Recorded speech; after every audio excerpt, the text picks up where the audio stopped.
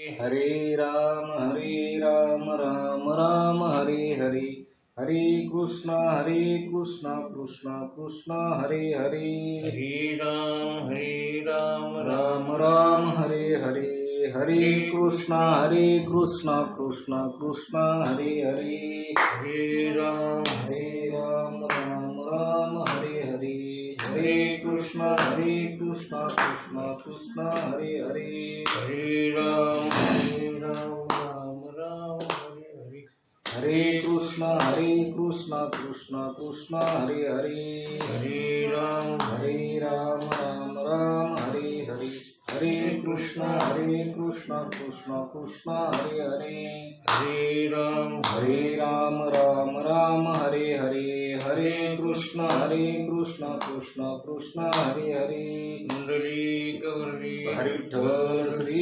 ज्ञानदेव तुकाराम विनायकं गुरुर्नमामि सागरे नाम विश्रुतं येषां चरणसान्निध्यात् जीवा मुक्ता भवन्ति, सागरे वंशविख्यातं ज्ञानदानपरायणं विनायकं गुरुं वन्दे भवबन्धविमुक्तये, ज्ञानप्रतापविलसतवचनामृतं च अद्वैतभावपटुताहितबुद्धिरहस्यं ज्ञानेश्वरस्तु भगवान् अवतीर्णयो श्रीरंगनाथ गुरुराज नमोस्तुभ्यं.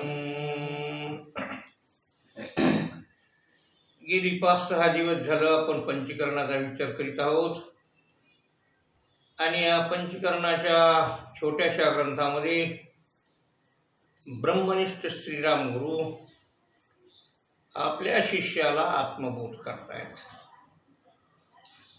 अहंता ममता हेच बंधाचं कारण आहे आणि त्या बंधातून मुक्त करण्यासाठी अहंता ममता टाकावी लागते असं काल श्रीराम गुरूंनी सांगितलं. आणि ती कशाची अहंता ममता आहे? देहाचे. देहाच्या निराशी पाविजे या ठाया. देहाचा निराश केल्याशिवाय परमात्मा प्राप्ती होऊ शकत नाही.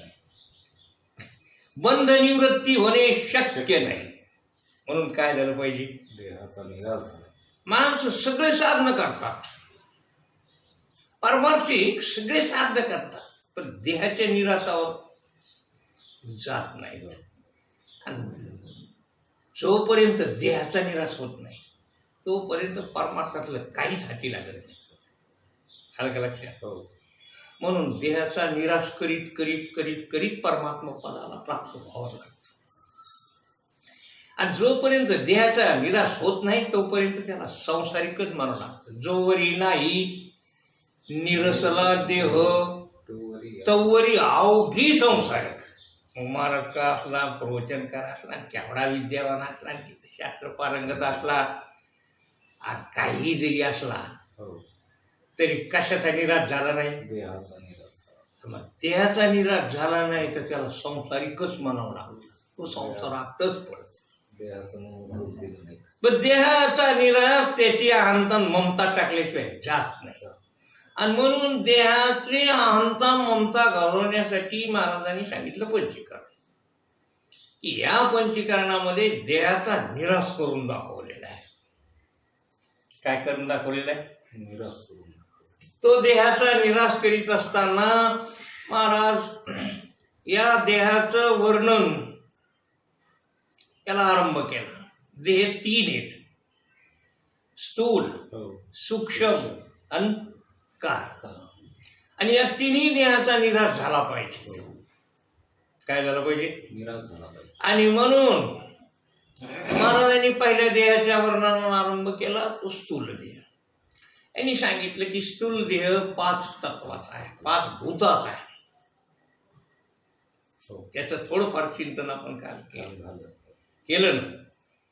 पृथ्वीची 5 तत्व आहेत, जलाची 5 तत्व आहेत, अग्नीची 5 तत्व आहेत, आकाशाची सुद्धा, वायूची 5 तत्व आहेत. ही 5-5 अशी 25 तत्व आहेत. आणि 25 तत्व ज्ञानशून्य जड अशा प्रकारची आहेत. यांना काहीच असं कळत नाही. कळणं याच्यात नाहीच. जाणणं चेतनत्व याच्यात नाही. अलग लक्षात. हो. हे तत्व वेगळं आहे आणि ते चेतन तत्व आपण आहोत, चैतन्य आपण आहोत असं याच्यातून निवडून घ्यायचं असतं. हो. म्हणून असं सारासार विचार करायचा असतो. चांचीचे नी सांडसे हो. सासूचे. खांडीचे पय आणि जसं राजहंस त्याच्या चोचीनं दूध आणि पाणी वेगळं. दूध आणि पाणी वेगळं. वेगळं पडतं. तसं राजहंसाची चोच अशी बुद्धी वापरून पाणी पाणी वेगळं करायचं, दूध दूध वेगळं करायचं आणि दूध स्वीकारायचं. राजहंस दूधच पितो आणि पाणी शिल्लक राहतो. तसं तुम्हाला हा भूताचा विचार सांगितला, तुम्ही भूतच घेता. आत्मा स्वीकारायचा. ते पाणी ते तसंच राहू द्यायचं आणि त्याच्यातलं आत्मतत्व स्वीकारायचं. हो. ते धरायचं, तिथं राहायचं, त्याचं सुख भोगायचं, सुख स्वरूप व्हायचं. काय करायचं? पंचीकरण कशासाठी ऐकायचं? आत्मा नुसतं आपली बुद्धी पंचतत्व काय आहे, भूत काय आहे, कचरा आहे. त्या कचऱ्यावरच तू ममत्व ठेवलं, सहंत अहंता ठेवलीस. म्हणून तो कचरा असा पांगून दाखवितो खरं, पण म्हणलं लय पत्रा पांगिला पद्धतीत. कचरा पद्धतीत पांगिल्याचा काही हिशोब नाही. ते कसा इकडे तिकडे जातो. आत्मा स्वीकारणं नसतं. त्याच्यातनं आत्मतत्व काय आहे ते पाय. त्या कचऱ्यात पडलंय ते. हो. तेही कचरा चिवडीत बसती. हो. कचऱ्यालाच मारून. म्हणून या 5 तत्वाचे 25 तत्व आहे, पण ते सगळा कचरा आहे. आणि त्याच्यात तू हे हिरा आहेस, तू चैतन्य आहेस, तू आत्मा आहेस. ते घे. काय? हो. आपल्याला स्वीकार. तू अनंताला स्वीकार. मंथोरी नव्हे तैसे घे अनंता. तू परमात्मा तत्वाला घे, त्याला दीड, ते स्वीकार. त्यानं तुझं काय होईल? कल्याण होईल. म्हणून महाराज सांगतात की स्थूल देह आहे, स्थूल देहाची 25 तत्व आहेत, प्रत्येक भूताची 5-5 तत्व आहेत, पृथ्वीची 5 तत्व आहेत, अस्थि, मांस, नाडी, त्वचा, रोम, ही 5 तत्व पृथ्वीची आहेत. हाडकं, मांस, हाडकं जोडलेले आहेत, लहान मोठे, आणि त्याच्यावर मांस लिपलेलं आहे, त्याच्यातून नाड्या काढलेल्या दोऱ्यासारख्या, आणि त्याच्यावर आणखी त्वचाचं झाकण टाकलेलं आहे, मढिलेलं आहे ते कातड्यानं, आणि त्याच्यावर पुन्हा केस उगिलेले आहेत. आणि इतकंच म्हणजे हा पृथ्वीचा स्थूल देह. कळतं ना? आणि हे तुला सगळं कळतं तर तू ते कसं होशील? ज्याला कळत असतं. घटद्रष्टा घटभिन्ना. घटाला जाणणारा घटापेक्षा वेगळा असतो, खांब जाणणारा खांबापेक्षा वेगळा असतो, घर जाणणारा घरापेक्षा वेगळा असतो, दृश्य पाहणारा दृश्यापेक्षा वेगळा असतो, तो द्रष्टा असतो. दृश्य द्रष्टा एकच, पाहणारा पाहण्यात येणार एकच असतं काय? मग तू हा देह स्पष्टपणे पाहतो, तू हा देह स्पष्टपणे जाणतो, तू ही तत्व स्पष्ट जाणलीस. तू एक एक तत्व असं पुढे घेऊन पाहिलंस. तू याच्यातली हाडकं अशी पाहतोस, तू याच्यातलं मांस असं लिपलेलं असं पाहतोस, तू याच्यातल्या नाड्या सुद्धा पाहतोस, तू याच्यातलं कातडं मढवलेलं तुला स्पष्टपणे दिसतं, तुला ही केस स्पष्टपणे दिसतात. मग ज्याला हे सगळं दृश्य आहे तो दृश्य होईल कसा? तो दृष्टा आहे, तो पाहणार आहे, हे पाहण्यात येणार आहे, तो जाणणार आहे, हे जाणण्यात येणार आहे. तू जाणणाऱ्याचा स्वीकार कर, तू पाहणाऱ्याचा स्वीकार कर, तू कळणाऱ्याचा स्वीकार कर. तू ह्या कचऱ्यातला नको कचऱ्याकडे पाहू. कचरा ज्याला कळतो त्याच्याकडे पाय. तुझी दृष्टी पुढं पुढे, तू माग वळून पाय. तू आपल्याकडं पाय, तू स्वकडं पाय. तुला लक्षात येईल की मी देहाहून भिन्न आहे. मी पृथ्वीच्या ह्या पाचही तत्वावरून भिन्न आहे. मी या पाचही तत्वाचा द्रष्टा. ही तत्व पृथ्वीची आहेत आणि पृथ्वी म्हणजे मी नाही. म्हणून ती देह मी नाही, देह माझाही नाही. कारण तो पृथ्वीचा आहे, तो पंचभूताचा आहे, म्हणून माझा नाही. टाक मम, टाक त्याच्यावरची ममता सोड. ते तुझं नाही, ते पंचभूताचं आहे. आणि ते तू नाही, ती पंचभूत आहे. अहंता ममता टाकून दे. त्याचप्रमाणे जलाची सुद्धा पाच तत्व आहेत का नाही? शुक्र, शोणी, लाळ, मूत्र आणि घाम, श्वेत, ही सगळी तुला कळतात. रक्तवीर्य तुम्हाला कळत नाही, हे पातळ नाही. याला शुक्र शोणित म्हणतात. लाल कळत नाही तुला. मूत्र आणि श्वेत हा आलेला घाम करून हे कळत नाही. मग ही सगळी पातळ आहे, ही सगळी जलाची आहे, ही सगळी पाण्याची तत्व आहे. ही या शरीरात आहे. काय याच्यातलं तू कोणतं? तू म्हणजे घाम, तू म्हणजे मूत्र, तू म्हणजे रक्त, तू म्हणजे शुक्र. तू म्हणजे काय? काय समजावं आपण आपल्याला? आपण आपल्याला ह्या घाण वस्तू समजायला सगळ्या घाण आहे द्या. चिपडण मेकडण ते म्हणजे आपण का? मेकडो माझी म्हणाव का? चिपडो माझी म्हणाव काय?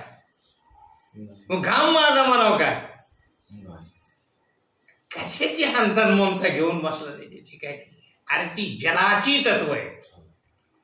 तू त्यांना स्पष्टपणे जाणतोस. तू जाणणार आहेस, तू शुद्ध आहेस, तू पवित्र आहेस, ती अपवित्र आहे, ती घाण आहे, तू शुद्ध आहेस. म्हणून त्याच्यासारखा तू नाहीस. ती तुझीही नाही, ती तूही नाहीस. तो जो आहेस त्यांच्यापेक्षा तू वेगळा आहेस. कसा आहेस? जलाची तत्व याच्यात जी आहे ती तू नाहीस. तू ही पाची तत्व जाणतोस. तू त्या पाची तत्वाचा द्रष्टा आहेस. तू साक्षी आहेस, तू आत्मा आहेस, तू चैतन्य आहेस. कळत रे? त्याच्यापुढे अग्नीची पाच तत्व आहे या देहामध्ये. अग्नीची सुद्धा पाच तत्व आहेत. क्षुधा, तृषा, आलस्य, निद्रा आणि कांती. अग्नीची कोणती तत्व आहेत? ते ध्यानात ठेवा तुम्ही कसं कसं आहे. निदान तुम्ही तुम्हाला तरी ध्यानात ठेवा. तहान लागते, भूक लागते, आळस येतो, झोप येते आणि शरीराला कांती असते, रूप असतं, तेज असतं.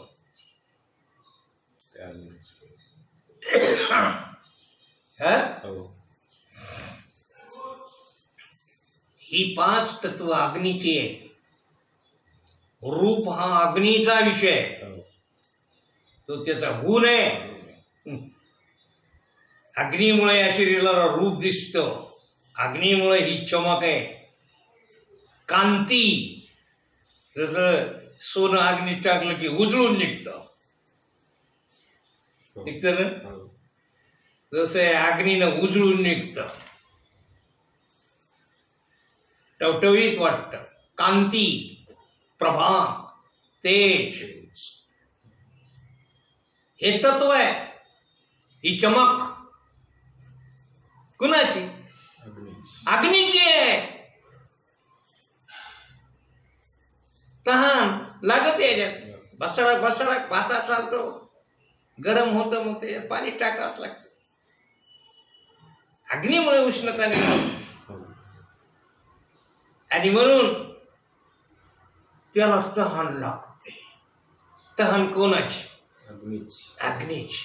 भूक कोणाची? जठर अग्नी तापतो, अग्नीची. आणि सगळं भस्म होतं जळून, की पुन्हा त्याला कुणाची भूक? अग्नीची. क्षुधा, तृष्णा, आळस, खाल्ली की सुस्ती येते, मग सोपं वाटतं. गरम होतं झोपीत, झोपीतून उठलं की गरम दिसतं, झोपीत गरमी उत्पन्न होते की नाही? गरम गरम. झोपीतून उठला गरम कवून म्हणजे झोपीतून उठला. कुणाची झोप? निद्रा. अग्नीची. कुणामुळे? अग्नीमुळे. ती अग्नीचं तत्व आहे. आळस, जडपड बनल्या, कुणामुळे जडत्व येतं? अग्नीमुळे. अग्नीमुळे. म्हणून क्षुधा, तृष्णा, आलस्य, निद्रा आणि कांती, अग्नीची पाच. ही 5 तत्व अग्नीची आहेत. ती तुझी नाही, तू नाहीस, तू त्याचा साक्षी आहे, तू द्रष्टा आहेस, तू यांना जाणतोस, म्हणून तू ते होऊ शकत नाही. नाही. याच्यापेक्षा तू वेगळा आहेस, तू चैतन्य आहेस, तू याचा द्रष्टा आहेस, तू साक्षी आहेस, ह्याच्यासारखा नाहीस तू. म्हणून हो बाजूला त्याच्यावरती अहंता ममता टाकून दे. मला भूक लागली, मला तहान लागली, बोल नको ते, खोटं आहे तुझं. अग्नीमुळे लागली, त्या अग्नीचं कार्य आहे. तू त्याला जाणतोस, तू जाणणार आहेस. भूक लागली हेही कळतं तुला, पोट भरलं हेही कळतं तुला, अग्नी पेटला हेही कळतं तुला, आणि अग्नी इजला हेही कळतं तुला. म्हणून तू जाणणार आहेस त्याला. कर काय कर? जाणणार. असा तू अग्नितत्वाहूनही भिन्न आहेस. त्याच्यापुढे वायूची 5 तत्व आहे. चलन, वलन, धावन, प्रसरण, अंकुचन. कसं? हो. ही 5 तत्व अंकुचन, ही 5 तत्व चालणं. चालता येतं का? हो. वाऱ्यासारखा चालतो, वाऱ्यासारखा पळतो, बसतो, उठतो, हे की नाही? ह्या ज्या क्रिया आहेत वाऱ्याची. कशामुळे आहेत ह्या? वाऱ्यामुळे. हे सगळ्या वाऱ्याच्या क्रिया आहेत त्याच्यात. म्हणून ही वाऱ्याची तत्व आहेत. हो. आणि या सगळ्या तू जाणतोस, म्हणून ते तू नाहीस. जसं झाड हललेलं दिसतं, पण वाऱ्याचमुळे हलतं. वाऱ्यामुळे. झाड हलत का वारा हलितो? झाड हलत असतं का वारा हलवीत असतो? वारा. वाऱ्यामुळे हलतं. वारा वाज तू पावा, झाड डोल तू देखावा. महाराज सांग, वाऱ्यामुळे झाड डोलत, हलत. तसं हे पळत कोणामुळे? वाऱ्यामुळे. बसत कोणामुळे? उठत कोणामुळे? वाऱ्यामुळे. तर हे चलन, वलन, धावन, प्रसरण, अंकुचन, ही सगळ्या क्रिया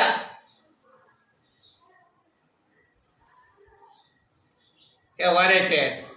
म्हणून ही वाऱ्याची तत्व आहे. तू त्यांना जाणतोस, तू त्याचा द्रष्टा आहे, तू त्याचा साक्षी आहेस, म्हणून त्या तू नाही. नाही. आणखीन आकाशाची 5 तत्व आहेत. काम, क्रोध, शोक, मोह, भय हे विकार आकाशात उत्पन्न होतात. म्हणून ही आकाशाची तत्व म्हणजे कधी कधी असंही नाही, कधी कधी असं वाटलं जातं क्षीर आकाश, क्षीर आकाश याच्यातली पोकळी, कंठ आकाश कंठातली पोकळी, हृदय आकाश हृदयातली पोकळी, कट्टे आकाश, उदर आकाश पोटातलं आकाश आणि खाली कट्टे आकाश. ही आकाशाची 5 तत्व आहेत. आणि हे तुला कळत म्हणून तू द्रष्टा आहे. अशा रीतीने पंचभूताच्या स्थूल असलेल्या या देहाच्या, आकारण असलेल्या या देहाच्या 25 तत्वाचा विस्तार श्रीराम गुरु महाराजांनी सांगितलं. आणि त्याच्यापेक्षा तू ह्या 25 तत्व नाही असे 25 बाजूला केले तर ह्या 25 मधलं कोणतं तू सांगा. नाही तुला आता ओळख करून दिली की बाबा हे देह म्हणजे हे 25, हे वरचं टक्कर आहे ना. या टकरात काय काय आहे सगळं सांगितलं तुला. हे टक्कर कसं कसं असतं, या टकरात काय काय होतं. हे हाडामासाची ही मुळी जी आहे ना याच्यात इतकं आहे भरलेलं.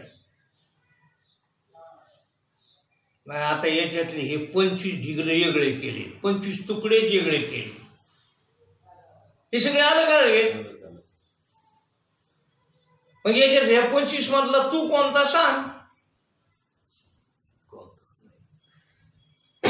25 ला जाणार कळते का नुसतं जाणणार माहिती का 25 जाणणारा ध्यानात यायला का नाही यायला का 25च ध्यानात बसायली. नका राहू दे 25 लक्षात. पण हे 25 तर तुम्ही नाही, तुम्ही 1 का 25 या. आणि ह्या 25च्या 25 याच्यातल्या कोणत्याला कळतं. एका एकाला घेऊन पाहा, वाजवून पहा की तुला कळतं का. हडकाला कळतं, मासाला कळतं, मग केसाला कळतं, मग नाडीला कळतं, मग कातड्याला कळतं, मग कोणाला कळतं. याच्यातल्या भुकेला भूक कळते, तहानेला तहान कळते, आळसाला आळस कळतो,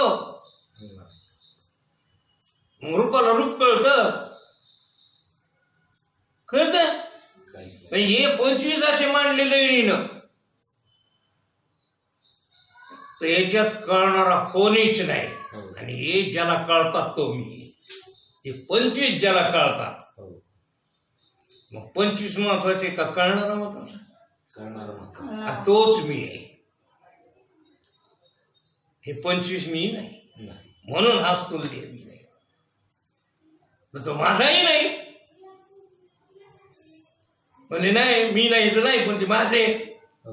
तुझे कुठून ते पंचभूताचे ते कोणाचे देहा 5चा त्यांचे तत्व आहे. त्याच्यावर तू कुठं मालकी गाजवायला. पृथ्वीचे तत्व हे सांगितलं ना वेगवेगळे. पण हे त्याचे हे 5चे 5 का आपले. आपलं काय तिथं, आपला काय संबंध आहे. काही नाही, फक्त ते जिथे आपणही तिथं राहायला आलो. एका लग्नात समारंभ आलो, कोण कोणाचं असतं लग्नात आले पाहुणे, याचे आले तिकडे आले ती काय राम राम चाप चाप चाप चाप. कसं काय चाललं तुमचं, बरं चाललं. आमचं कसं काय चाललं, बरं चाललं. अहो एका ठिकाणी नांद म्हणून का गळ्यात पडावे कोणाच्या. हो हे 25 इथे आणि आपण 26 इथंचे. काय संबंध. चाललंय राम राम तर राम राम, कसे तुम्ही बरे चाललं तुमचं तर आमचं आमचं. आम्ही चैतन्य, तुम्ही तुमचे जेडे असू दे. तुमचं ना आमचं आमचं. कथेला मिठीच म्हणा, कथेला आपलं म्हणा. ते कोण्या गावचे, आपण कोण्या गावचे. ते पंचभूताचे, आपण देवाचे. आपण चैतन्य, आपण परमात्म्याचे, तेच यायचे, त्याच्यानं आपला काय संबंध? आलो एका ठिकाणी, आलो तर ते काय ते आलो म्हणून काय झालं? येत नसते काय?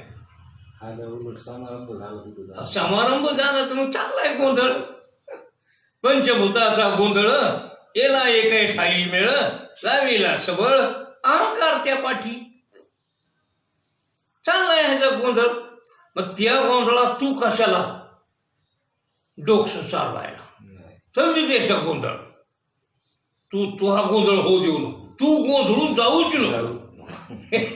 तू काय होय ते ह्याचा गोंधळ चालला ना, मग तू कशाला तिथं गोंधळी व्हायला? पुन्हा तू कशाला ढमांग ढमांग वाजवायला? तू त्याच्या बरोबर नाचू नको, तू परमात्म्याबरोबर फेर धर, तू परमात्म्या संग फुगडी खेळ, तू त्याच्या रंगानं रंग, तू परमात्म्याचा गुलाल अंगावर घे. याच्यातून बाजूला हो, तू बाजूला आहेस, तू साक्षी आहेस, तू द्रष्टा आहेस, तू आत्मा आहेस, तू ब्रह्म आहेस. पण 25 तू नाही. शिष्य म्हणला, महाराज मला चांगलं कळालं की आता ती देह मी नाही, ती 25 मी नाही, मी चैतन्य आत्मा आहे, असं मला आता स्पष्टपणे कळायला लागलं. पण मला आता हे विचारायचं की हे 25 आहे, मग हे एकूण एकात मिसळले कसे? हे एकूण एकात चिटकिवले कसे?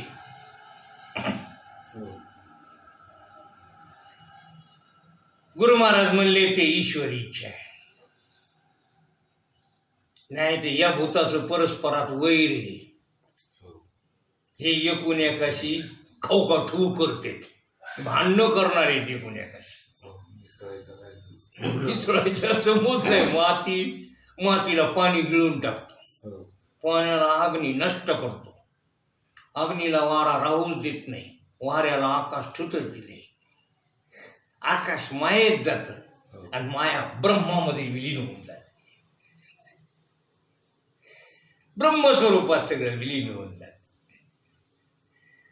पण ही भूत एकमेकाची कशी वैरत्व आहे? अग्नीचं पाण्याचं वैर आहे, वैर आहे का नाही? हे एक जागी आले कसे, मिसळले कसे?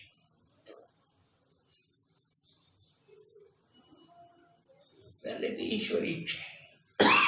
ठीक आहे, ईश्वरी इच्छेनं ही देह पंचीकृत होता, म्हणून हा देह पंचीकृत पंचमहाभूताचा आहे. कसा आहे? पंचीकृत पंचमहाभूता. स्थूल देह, हा स्थूल देह पंचीकृत आहे का अपंचीकृत आहे? पंचीकृत आहे.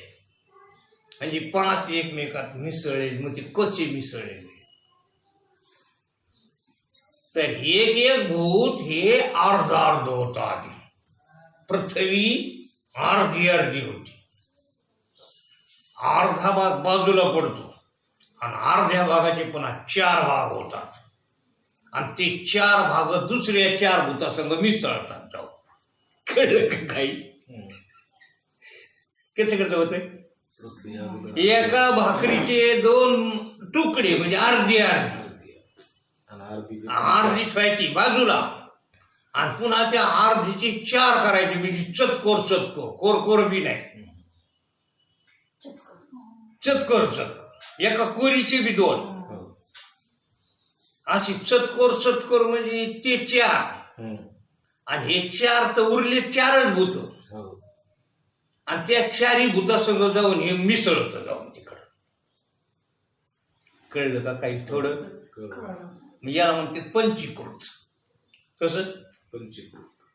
पृथ्वीचा अर्धा भाग म्हणजे हाडकं. हे हाडकं कशा संगत नाहीत मिसळत. या शरीरातले हाडकं जे आहेत ना, अस्थि, हा पृथ्वी तत्वाचा या शरीरातील अर्धा भाग आणि उरलेला पृथ्वी तत्वाचा अर्धा जो भाग आहे त्याचे 4 भाग होतात.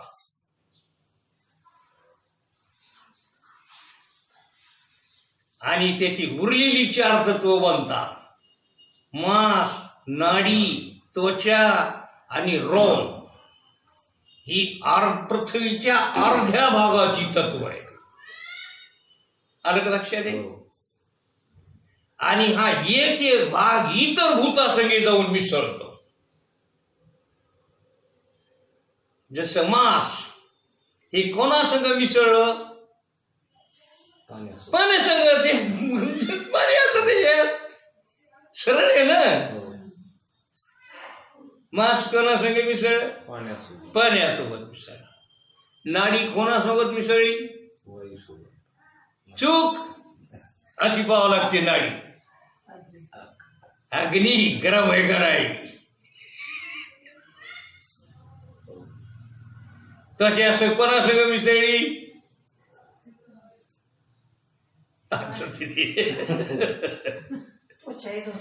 अरे वाऱ्यासंग मिसळली. तिला ते घाम आलं की ती वाऱ्यानं वाळतो, सुकतो, तिला वारं लागतं.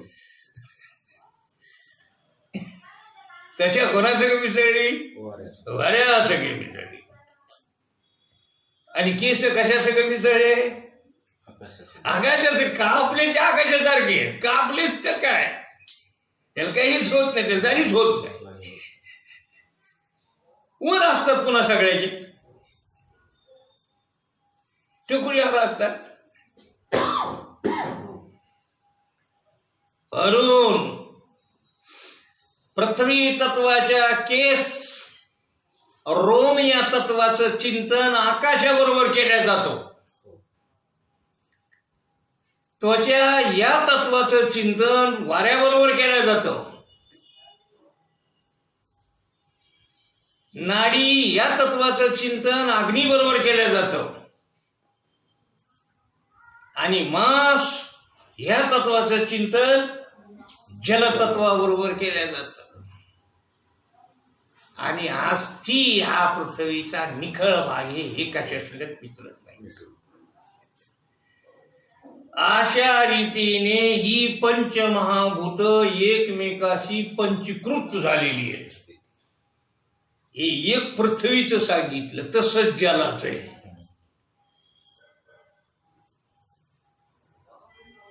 जलाचा अर्धा भाग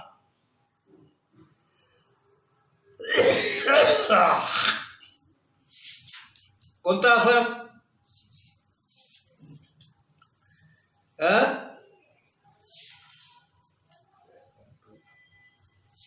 काय घेणं त्याच्याशी? ते वाचून घ्या. शुक्र शोनीत आहे ना, त्यातला कोणता भाग अर्धा आहे, कोणते भाग इतर सणाची. माझ्या मते तर शुक्र हा ठिकाणी त्याच्याशी उत्पत्ती होते, त्याच्याशिवाय काही उत्पन्न होत नाही. पाण्यानं उत्पत्ती होती, पाणी टाकलं की सगळं बीज उगवतं. म्हणून शुक्र हा अर्धा भाग असावा आणि मग बाकीचे शोणित अमक तमक जे आहे ते एकमेकाशी मिसळलेले असावेत. शोणित हा पृथ्वी संघ म्हणजे रक्त पृथ्वी संघ मिसळलेले. लाळ ही वरून टपकते. आकाशी संघ मिसळलेली. मूत्र गरम असतं, अग्नीसोबत मिसळलेलं आहे. आणि पुन्हा काय राहिलं? श्वेत वाऱ्याबरोबर मिसळलेलं आहे. ते घाम वाऱ्यानं सुटतो. तर असं हे तत्वाचं चिंतन हे तुला सगळं कळतं. हे काय फार किचकट नाही आणि हे डोक्यात ठेवण्यासारखं बी नाही. तुझा प्रश्न फक्त इतका होता की ते पंचीकृत कसे झाले, ते अशी झाले. एकमेकांची कसे मिसळले, ते असे मिसळले. म्हणून याला पंचीकृत पंचमहाभूताचा देह म्हणतात. ते तू नाही, ते तू नाही. म्हणून अशा रीतीने तुला 25 तत्वाचा विस्तार करून सांगितला. आणि त्याच्याही पुढे आणखीन ही तत्व वेगवेगळी करून सांगितली. जसं गाडीचा दृष्टांत इथं दिलेला आहे की गाडी उखळून टाकली, सगळे पार्ट सुट्टे केले तर गाडी सिद्ध होत नाही. तसे हे तत्व बाजूला बाजूला जर वेगवेगळे पसरून ठेवले 25 भिगलं तर देहच सिद्ध होत नाही. आणि एक जागी जोडल्यावर त्याला देह म्हणतात. म्हणून देह खंड खंड आहे आणि तू अखंड आहेस. तू कसा आहे? तुझे तुकडे होत नाहीत. देहाचे तुकडे तुकडे करता येतात. त्याचा पार्ट उखडून बसता येतो. तुला नाही बसवता येत. तू पार्टच काढता येत नाही. तू अखंड असल्यामुळे तुझा खंड होत. अखंड चैतन्य तू आहेस. अखंड ब्रह्म तू आहेस. म्हणून ते तू नाहीस. आणखीन काही तत्व इथं सांगितलीत. जागृत अवस्था नेत्रस्थान, वैखरी वाचा स्थूल भोगजान, क्रियाशक्ती रजोगुणमान, आकार मात्रा विश्वाभिमान. आणखीन हे 8 तत्व आहे. इथं काय होतं? इथं अवस्था कोणती असते? कोणत्या अवस्थेत स्थूल देह दिसतो? तर या स्थूल देहाची अवस्था जागृत अवस्था. हे जागीपणीच असतो हा स्थूल देह. पण याची अवस्था कोणती? जागृती. जागृत अवस्था. आणि जागृत अवस्थामध्ये प्रमुख कशाने व्यवहार चालतो? तर डोळे, नेत्रस्थान. त्याला कोणतं स्थान दिलं? नेत्रस्थान. कारण डोळ्याच्या इथं सगळीच इंद्रिय महत्वाची आहेत. पण डोळ्यांनी सगळं डोळ्यांनी दिसतं. हा व्यवहार डोळ्यांनीच होतो. म्हणून याचं स्थान नेत्रस्थान. आणखीन वैखरी वाचा, इथला व्यवहार हा बोलण्याने होता. आता व्यवहार चाललाय, जागृतीत चालला, या देहा घेऊन चालला आणि या वैखरीनं चालला. म्हणून वैखरी वाचा. या स्थूल देहामध्ये कोणती वाणी? वैखरी. वैखरी वाणी. पुढे स्थूल भोग जाण. इथले जे भोग आहेत स्थूल भोग आहेत. या वस्तू सगळ्या स्थूल आहेत आणि त्याचाच आपण इथं भोग घेतो. म्हणून स्थूल भोग आहेत. कोणते भोग? इथले भोग स्थूल भोग. हे लक्षात ठेवा. हे प्रत्येक देहात येणार आहे. की त्याची अवस्था कोणती? आता याची जागृत अवस्था. तर पुढचं सूक्ष्म देहात स्वप्न अवस्था. तर तिसऱ्या देहात सुसुप्ती अवस्था. म्हणजे प्रत्येकाची अवस्था वेगळी, प्रत्येकाचं स्थान वेगळं आहे. इथं नेत्रस्थान आहे. हे पुढचे स्थान वेगळे येते. इथं शक्ती वेगळी आहे. इथं कोणती? क्रियाशक्ती रजोगुणमान. इथली शक्ती क्रियाशक्ती. ही क्रिया करतो, कर्मशक्ती. इथं कर्म करावं. ही कोणती शक्ती? क्रियाशक्ती. आणि क्रियाशक्ती होण्यासाठी रजोगुण लागतो. ही क्रिया होण्यासाठी कोणता गुण लागतो? रजोगुण. म्हणून या देहाचा गुण रजोगुण. या देहाची शक्ती क्रियाशक्ती. या देहाचं स्थान नेत्रस्थान. या देहाची वाचा वैखरी वाचा. म्हणून ही अशी 8 तत्व इथं सांगितली.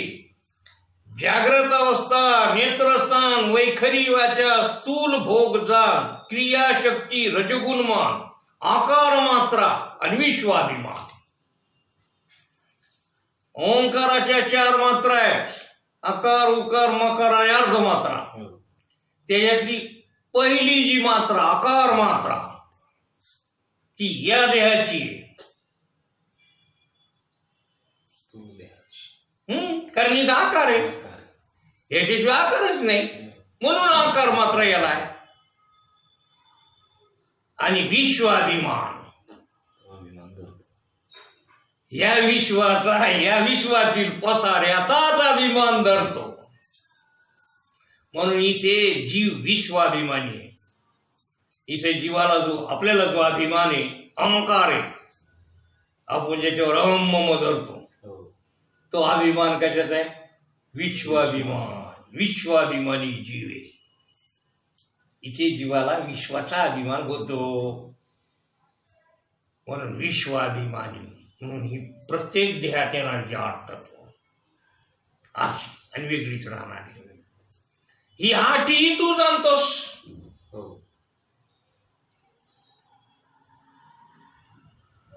म्हणून या आठाला जाणणारा तू हे आठही नाही. नाही. पहिले 25 नाही, हो. हे आठ. हे 8 तू नाही. म्हणून तू स्थूल देह कसाच नाही. नाही. हेच महाराजांनी पुन्हा एकदा सांगितले की उपले 25. आता हे पुन्हा उद्या पाहू. उमला 25 ने अष्ट यवा तत्व 33 प्रश्न ये दृश्य तू द्रष्टाजार ये तू केम थाईस वेद प्रमाण याचं चिंतन आपण उद्या पाहू. पुंडली श्री देव तुकाराम. चला चला चला चला चला.